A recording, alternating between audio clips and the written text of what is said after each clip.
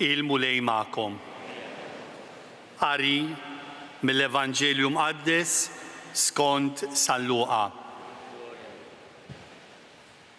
F'dak iż-żmien Ġesu qal: ħażin għalik Korazajn, ħażin għalik Betsajda, għax kieku l-mirakli li saru fikom saru f'Tir u Sidon, kieku ilhom li nidmu u libsu l-ixkejjer u qagħdu fuq l-irmiet, imma l-ġudizzju għad ikun eħfef għal Tir u Sidon milli għalikom. U int Kefernahum taħseb li ser tola sas-sema? Sa ġolqiegħ għad tinxteħed? Min jisma' lilkom ikun jisma' lili. U min iwarrab lilkom ikun iwarrab lili. Imma min iwarrab lili ikun iwarrab lil dak li batni. Il-kelma tal-mulej, it-tifħir lilek Kristus.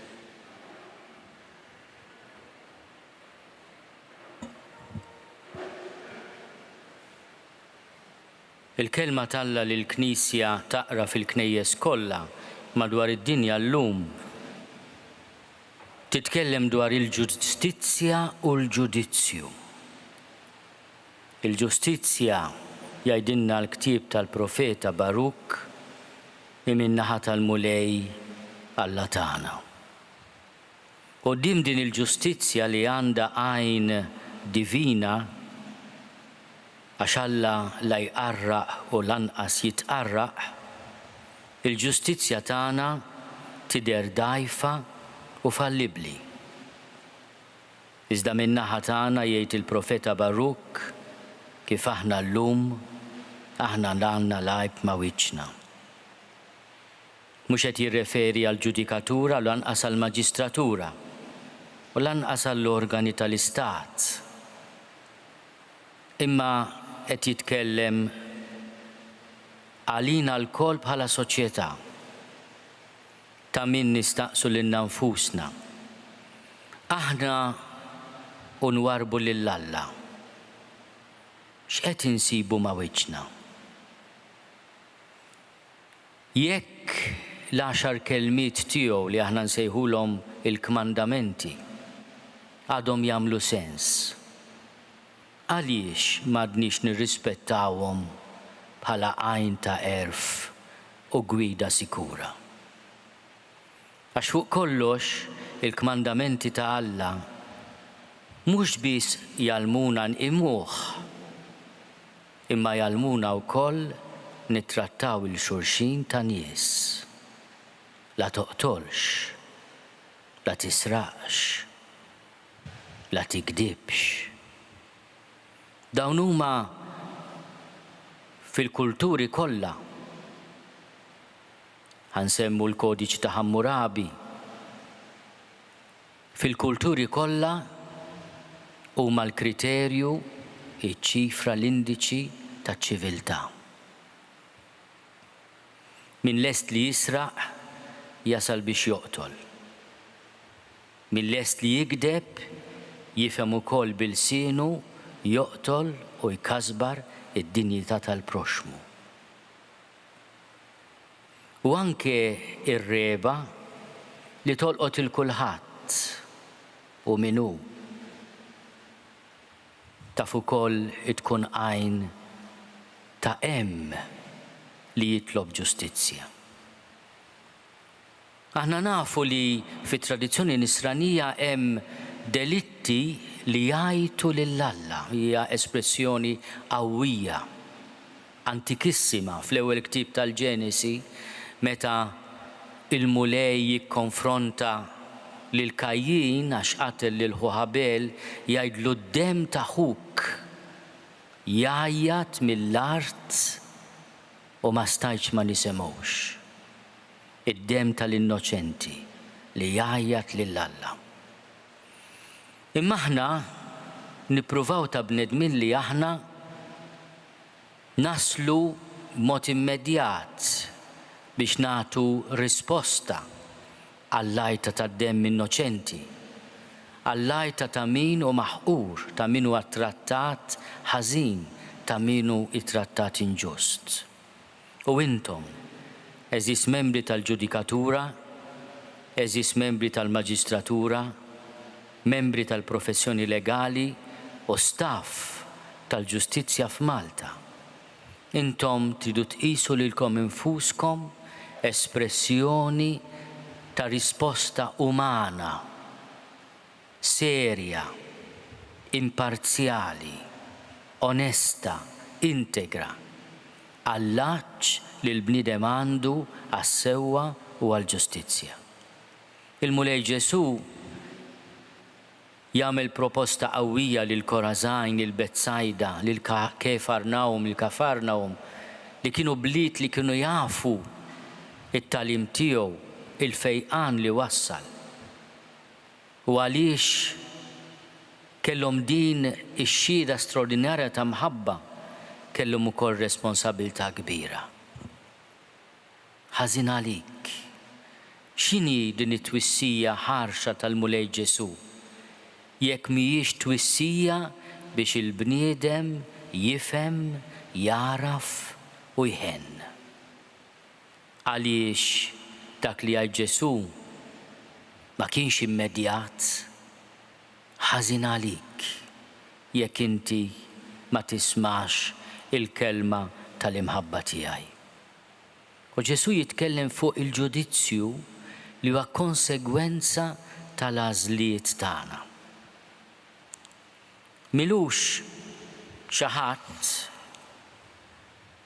wassalli kopja ta' diskors li għamel Rosario Livatino, kien maġistrat Taljan li nqatel mill-mafja fil-21 ta' Settembru 1990. Milux l-isfijiet iddeċidew jibdew il-kawża tal-beatifikazzjoni tiegħu. Għaliex qatlitu il-mafja? Għaliex fir-rettitudni tiegħu, fl-integrità tal-ġudizzju tiegħu, fil-kompetenza tiegħu kien preżenza skomda. Għal min irid ikompli ħawwat. Għal min irid ikompli ħawwat mingħajr konsegwenzi. Dik aħna nsejħula l-impunità. Nawguralkom mhux tispiċċaw bħal Rosario, Alla ħares. Inxteret biżżejjed demm f'dan il-pajjiż. U nies sploduti ifmuni.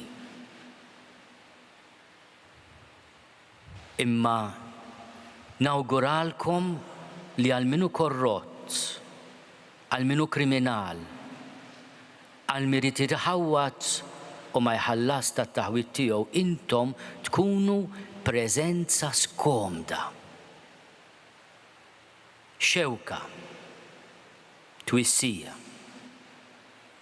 Rosario Livatino f'din id-diskors li għamel fl-1984, 6 snin qabel qatluh, tkellem dwar il-preżenza tal-maġistrat fis-soċjetà. Aziz Prim Mħallef ippermetti li wara l-qudiesa ngħaddilek kopja ta' dan id-diskors biex tagħtih ukoll lil sħabna. Huwa bit-Taljan, mhux se naqra siltiet minnu, ma waħda mill-mumenti li laqtitni ħafna f'dan id-diskors li Livatino għamel l-Rotary Club ta' Kanikati ġewwa Sqallija. Huwa meta jitkellem fuq l-indipendenza tal-imħallef. U jgħid l-indipendenza tal-imħallef, li l-imħallef ma jkun ikkondizjonat minn ħadd u minn xejn, mhijiex biss il-kuxjenza tiegħu, mhijiex biss il-libertà morali tiegħu, il-fedeltà għal prinċipji, il-kapaċità tiegħu li jkun bniedem ta' sagrifiċċju, il-kompetenza tiegħu ġuridika, l-esperjenza tiegħu u d-deċiżjonijiet li jagħmel li ma jħarsux lejn l-uċuħ, imma wkoll fis-sens tiegħu ta' ħajja tajba. Fil-ħajja tiegħu li jagħta eżempju nella trasparenza della sua condotta, anche fuori delle mura del suo ufficio. Mbagħad ħin minnhom biex ma ntawwalx, Livatino jagħti profil qasir tal-imħallef tal-maġistrat ideali. Huwa importanti jgħid li l-imħallef u l-maġistrat joffri ġbija tiegħu nnifsu mhux ta' persuna ħarxa, severa,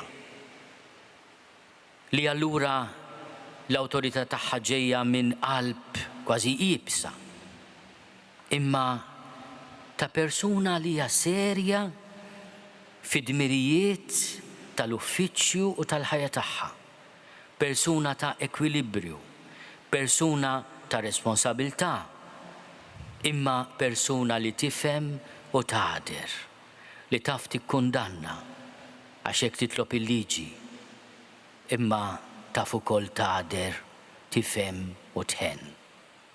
Nawguralkom li fil-missjoni mhux faċli tagħkom tkomplu tkunu preżenza skomda għal min ma jrid jifhem u sinjal ta' tama għal min irid jgħix sewwa.